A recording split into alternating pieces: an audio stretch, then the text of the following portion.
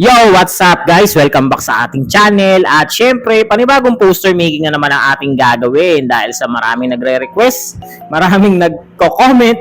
So ayun, gagawa natin tong poster making team na to at ang gagawin nating poster making team ngayon is cultivating a culture of peace. So about parang United Nation to parang about sa pagkakaisa-isa ng mga bansa-bansa pero ayun nga, ang sabi is cultivating a culture of peace. Bali, dito i-explain ko kung ano yung mga dapat makita sa loob ng poster mo. Bibigyan ko kayo ng idea. Bali, yung poster na ginagawa ko ay napakasimple lang. Napakasimple lang nito. Mabilis na explanation lang dito. Parang pag-cultivate mo lang yung pagpapayabong mo dun sa culture of peace. Ano ba yung mga dapat na gagawin o ano ba dapat yung mga meron para mapanatili yung culture of peace, pagkakaisa, So yun, about world peace to, since September nga, mas maraming sineselebrate ngayon about sa United Nation, ayan, World of Peace, ganun. So ito yung unang dapat makita, kapag once na nag-search ka sa Google, ayun ang sinasabi ko sa inyo, dapat kapag may poster team na na contest, na may sasalihan kayo, nabigay na yung team, o kaya yun na nga, declared na yung team, yung tema na gagawa nyo is kailangan mag-research kayo. Ayun yung number 1 rule, hindi, actually pangalawa siya sa part na kapag bubuo ka ng isang poster, kasi yung una, alamin mo muna yung tema, pangalawa is yung mag-research ka about sa tema. So ayun, ang una dapat kailangan alam mo yung mga branch nito ng culture of peace, Sa una dapat makikita mo sa poster mo is yung building intercultural respect for reconciliation and solidarity, Bali yan.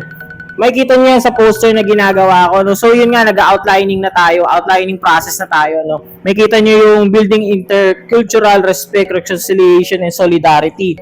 Pangalawa, yung living with justice and comparison, Ayan, nakikita niyo naman yung may hawak ng martilyo, Yung sa judge, Ayan, makikita niyo yan. Sa pangatlo, dismantling the culture of war.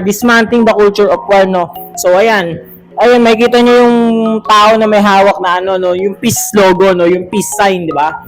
Tapos yung sa pang-apat, cultivating inner peace, Syempre, cultivating inner peace, kung ano ba yung makakapagpabigay ng kapayapaan sa sarili mo, sa bansa, ayan. Yun, may hawak ng puso, Ganon, yung explanation ko diyan, Ayun yung sinisimbolize ng puso diyan. Nakikita niyo, di ba?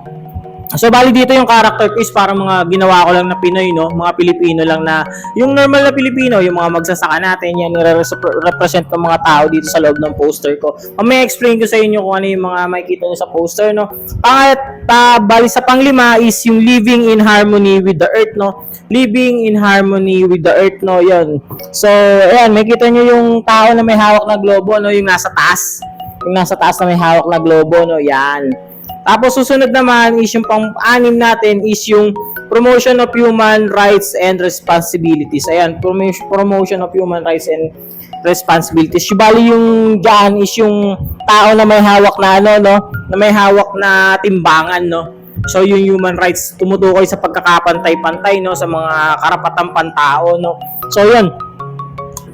Yun yung dapat na makita sa loob ng poster mo about dito sa culture of peace, Yun, kailangan tandaan niyo yan, yun yung hahanapin ng hurado. Lalo na kapag once na eksperto yung hurado, yung magaling tumingin, may alam din siya, may knowledge siya sa pagre-research about dito sa tema na to. Hindi yung basta makita lang na maganda yung poster mo, ganyan. Dapat sa mga hurado na kinukuha sa mga ganito is yung may kaalaman, yung may knowledge, So yun yung mga dapat na makita. Para sa akin, yun yung explanation ko. Kasi ganun nga ako gumawa ng poster Magre-research muna ako about sa tema bago ko gagawa ng layout, saka ako gagawa ng outline, tapos saka ako gagawa ng kulay, saka ako lalagyan. Yun yung process talaga, tamang process ng paggawa ng poster. Kung nahihirapan kayo, pumunta kayo sa channel natin sa YT, punta kayo dyan. Meron tayo dyan tutorial kung paano gumawa ng poster. Pinakamabilis na paraan ng paggawa ng poster. Tapos kung paano gumawa ng mga layouts, meron dyan. Part 1 pa lang yan, yung paggawa natin ng layouts. Yan, tandaan nyo yan, panoorin nyo. Marami kayong matututunan dyan. Sa pagkukulay, meron din dyan kung paano yung tamang shading, tamang pagbe-blend, color harmony, sa ano ba dapat yung yung mga katabing kulay, na mga ilalagay mong kulay sa bawat object. Ayan, Tapos kung kunwari paano bumuo ng tao, ayan, yung figure ng tao, yung mga positioning, ayan, meron din dyan, yung mga techniques sa lalagay ng background, meron din dyan guys, panoorin nyo lang na panoorin. Marami rin tayong iba't ibang tema dyan about sa iba't ibang tema kada buwan, no, gumagawa rin tayo nyan. So yun, kung gusto nyo may idagdag, ayan, mag-comment lang kayo dyan, yung mga natutunan nyo sa mga coaches nyo. Maraming coaches kasi, no, iba-iba, no. Pero yung mga coaches na yun, isang mga school lang, no. Konti lang yung gumagawa ng mga ganitong content video, no. So, ayun. Kaso nga, yun nga, natripan ko, nagustuhan ko na gumawa ng ganito para i-share yung mga idea na meron ako. So, ayun. Sana panoorin yung mga videos natin. Kung hindi ka pa nakasubscribe dyan, mag-subscribe ka sa ating channel. Follow mo ako sa ating social media accounts. Marami dyan, nakalagay na rin dyan. Ayun, click mo lang yan, hanapin mo lang yung pangalan, tapos search mo, sabay follow, then share mo na rin yung mga videos para mas marami ka rin matulungan. So, yun. Balik tayo sa ginagawa natin poster, no? So, dito, ang ginawa lang natin na poster is napakasimple lang, no? Bali, parang nilagyan ko lang ng background na, mga flags. Actually, hindi, bawal talagang gumamit ng mga flags, no? Kung gagawin mo siyang totally background, pinaka-background. Dito kasi ginawa ko parang lang siya. Parang simpleng lang, pagpapakita lang ng pagkakaisa ng bansa, no? Ginawa kong dugtong yung flag, no? Na nakapalibot dun sa sa kamay na may hawak ng mga tao, no? Bali, parang pinangangalagaan niya, no? Pinangangalagaan niya yung mga tao na nasa loob ng kamay niya, no? Tapos yan, naglagay din ako ng agila o yung ibon na sumisimbolo sa kapayapaan, kalinisan, ayan, pagkakaisa-isa ng mga bansa, ayan, 'di ba? Tsaka yung matayog na na paglipad ng agila is tumutukoy dun sa matayog na pangarap ng mga mithiin ng mga bansa na yun, no? Habang sila ay nagkakaisa. Tapos yan, ganun lang kasimple, no? Yung pagkukulay ko dito, napakasimple lang din, guys. Bali, kung sakaling marami kayong idea, pasok nyo lahat ng mga gusto nyong gawin, no? Lahat ng gusto nyong idagdag, no? Mag-research kayo, tamang research kayo. Yan yung makakatulong sa inyo, no? Hindi lang sa mga pagnanood ng mga videos na ganito. Ito mga ideas lang na pwede kong maibigay, no? So yan, ganyan lang kasimple, napakadali lang. Check nyo na lang. Tapos siya, may kita nyo yung kamay na parang may mga nakapalibot na na halaman. Ayun nga, cultivating, no? Pag-aalaga, no? Ayan, pagpapayabong ng ng pagkakaisa-isa ng mga bansa. So yan, ganyan lang kasimple, no? Ayan, yung tatlong tao tumutukoy lang din dun sa tatlong branches ng cultivating of peace na sinabi ko kanina, no, yung culture of peace. Ayan. Kung may mga gusto pa kayong malaman ganyan, mag-research kayo, guys. Hindi lang sa mga panonood ng video o kaya sa mga paghingi ng mga mga tips sa mga iba't ibang tutor kayo makakakuha ng idea. Mas marami sa Google. Doon lang din ako nag-research. Bali, ginagawan ko lang ng image, tapos tamang process ng paggawa ng poster. Ganun kasimple. Inulit ko lang yung sinabi ko kanina kasi yun lang talaga yung dapat mong gawin, no? So yun, napakadali lang gumawa ng poster, guys. Tandaan nyo lang na kailangan lang mas malawak yung imagination nyo. Panatilihin yung idea nyo is laging bukas, no? Sa pagpasok ng mga bagong idea, makabagong suggestion ng iba't ibang tao, mga pananaw. Matuto kayo tumanggap ng mga kritisismo sa mga gawa nyo. Ako kasi marami ring nagki-criticize sa gawa natin na masyadong madali lang naman yung mga ginagawa natin. Pero para sa akin, okay lang yon kasi yun nga yung yung goal ko eh. Madali pero madaling makuha, catchy, no? Yun yung tema na gusto kong bigyan ng pagpapakahulugan, no, yung ginagawan ko ng poster. So yun, kasi sa isang contest kasi hindi kailangan masyadong critical yung lalo na kapag once na maramihan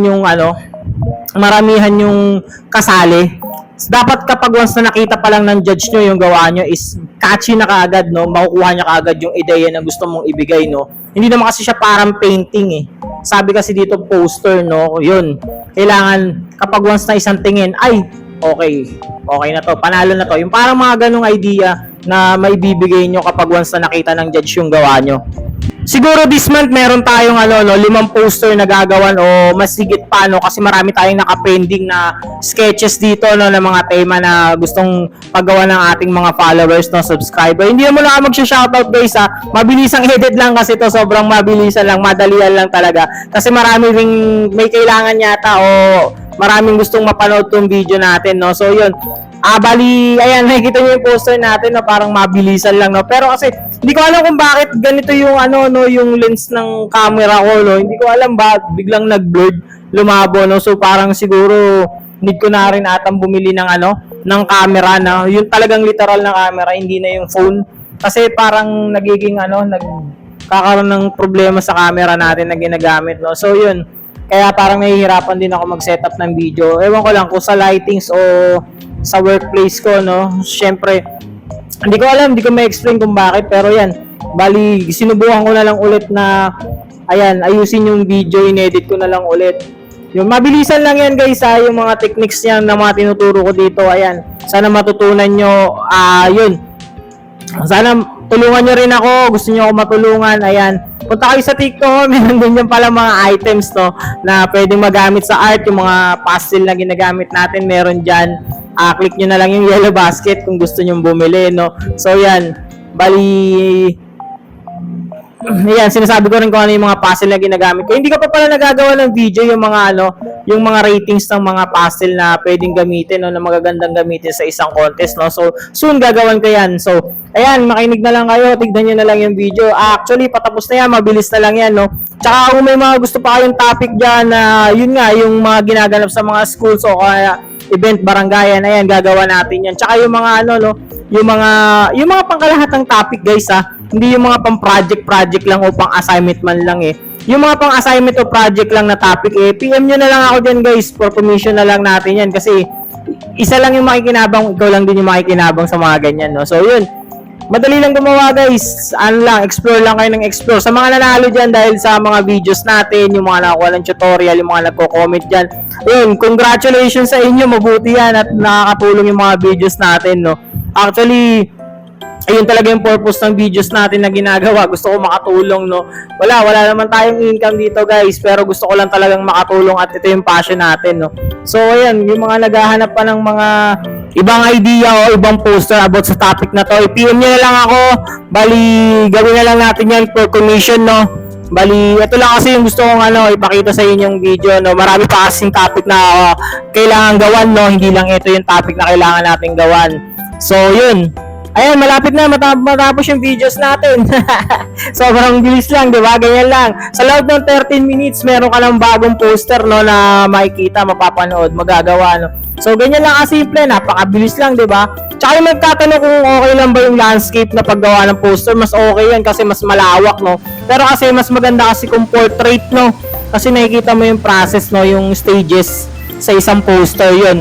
Pero sa akin dati kasi talaga landscape ako gumawa. So ayan, napakabilis lang, ganyan lang kasimple, no. Mabilisan lang yan. Sa mga tatanong sa ano lang pala to, sa isang Oslo paper ko lang siya ginawa, no. Sa isang Oslo paper lang kasi mas kapit yung ano, oil pastel dun sa ano, sa mga Oslo paper.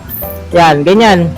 Tsaka yung mga nagtatanong kung ano yung mga brand, huwag nyo isipin yung mga brand na ginagamit nating gamit, no. Isipin nyo kung paano kayo matututong gumamit ng oil pastel. So ayun lang, maraming salamat sa panonood. Thank you and God bless.